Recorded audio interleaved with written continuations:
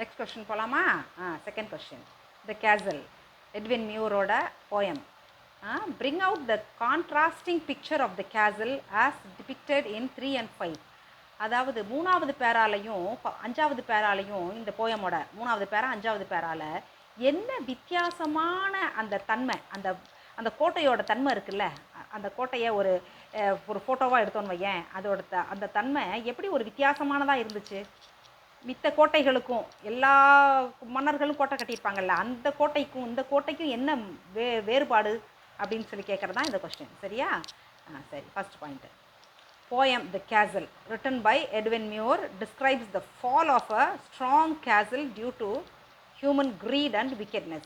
அதே பாயிண்ட் தான் first point question ஏல படித்தோம்ல, அதே பாயிண்ட் தான். போயம் த கேசல், இந்த கோட்டை ரிட்டன் கேசல்னால் கோட்டை தானே, அந்த கோட்டைன்ற அந்த கலைப்பு அந்த கோட்டை அப்படின்னு யார் எழுதியிருக்கா? எட்வின் மியூர் எழுதியிருக்காரு. அவர் என்ன வர்ணிக்கிறாருன்னா, த ஃபால், அந்த வீழ்ச்சி, அந்த கோட்டையோட வீழ்ச்சி, அந்த ஸ்ட்ராங் கேசல், அது ரொம்ப உறுதியான கோட்டை, அந்த கோட்டையோட வீழ்ச்சி எதனால் வீழ்ந்ததுன்னா ஹியூமன் க்ரீடு, ஹியூமனோட பேராசையாலையும் அவனோட பொல்லாத துரோகத்தாலையும், ரொம்ப பொல்லாத கெட்ட மனுஷங்க அவ்வளோ கெட்டவங்களாக இருக்கிறாங்க, அந்த பொல்லாத குணத்தாலையும் அவனோட துரோகத்தாலையும் அவனோட பேராசையாலையும், மனுஷனோட பேராசையாலையும் அந்த கோட்டை எப்படி வீழ்ந்தது அப்படின்னு சொல்லி சொல்கிறது தான் இந்த போயம்.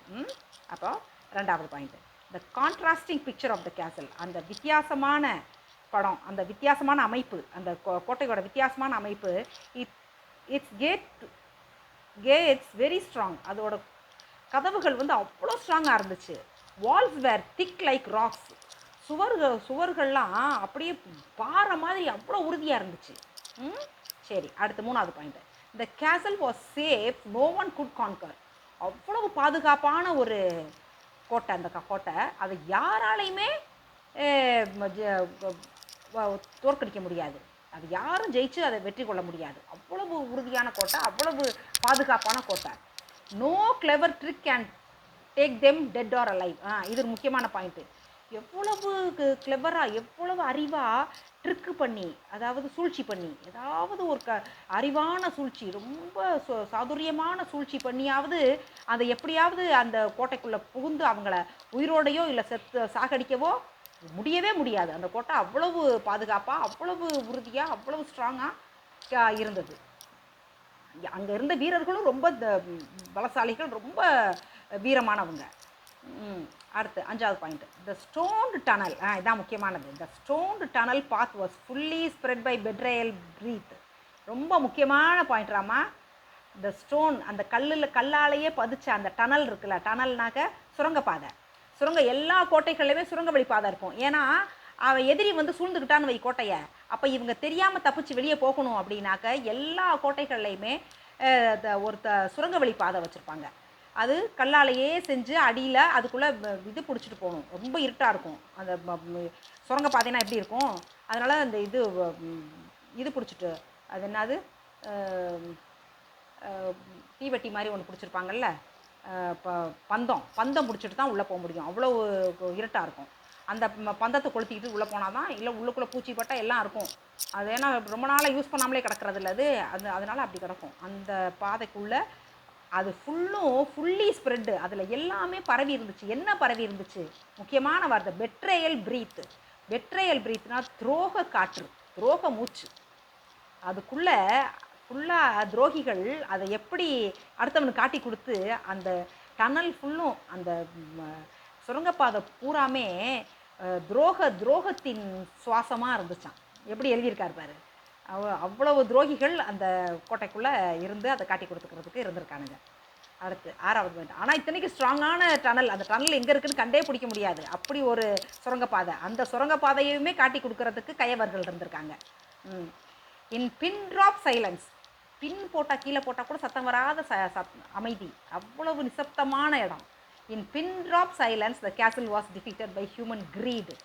மனுஷனோட பேராசையினால் அந்த கோட்டை வந்து சத்தமில்லாமல், ஒரு கொஞ்சம் கூட ஒரு அரவம் இல்லாமல் அது இன்னொருத்தன் ஜெயிச்சுட்டு போயிருக்கான். அவ்வளவு அசால்ட்டாக, அவ்வளவு ஸ்ட்ராங்கான கோட்டை ஒரு மனுஷனோட பேராசை துரோகத்தினால சத்தமில்லாமல் வெற்றி கொள்ளப்பட்டுருச்சு. எவ்வளோ வேதனை பாரு. The only enemy was gold. Seventh point, அந்த ஒரே விரோதி தங்கம் தான். என்னது? There was no arms to fight against it in this poem the castle. இந்த கேசல்ன்ற இந்த கவிதையில், இந்த போயத்தில் தங்கம் தான் பெரிய எனிமி, பயங்கரமான விரோதி தங்கம் தான். அந்த தங்கத்தை வெற்றி கொள்றதுக்கு ஒரு தராலையும் முடியலை. எந்த வெப்பனும் இல்லை. அதை வெற்றி கொள்றதுக்கு எந்த சோல்ஜராலையும் முடியாது. ஏன்னா துரோகத்தை எப்படி வெற்றி கொள்ளுவ? வீரம் வந்து துரோகத்தை வெற்றி கொள்ள முடியாது.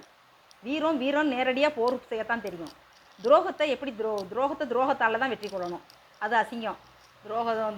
துரோகிகளை இதுதான். Only enemy was gold.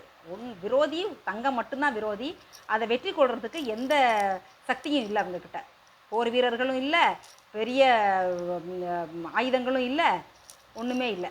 அந்த தங்கத்தை கொடுத்து விலைக்கு வாங்கிட்டாங்க. அந்த இவனை வார்டனை, அந்த வார்டர் பாதுகாவலன், அந்த கோட்டையோட பாதுகாவலனை விலைக்கு வாங்கிட்டானுங்க.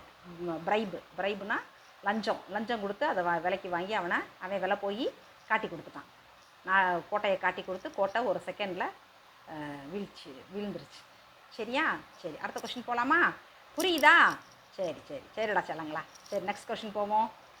சரி, பாய்.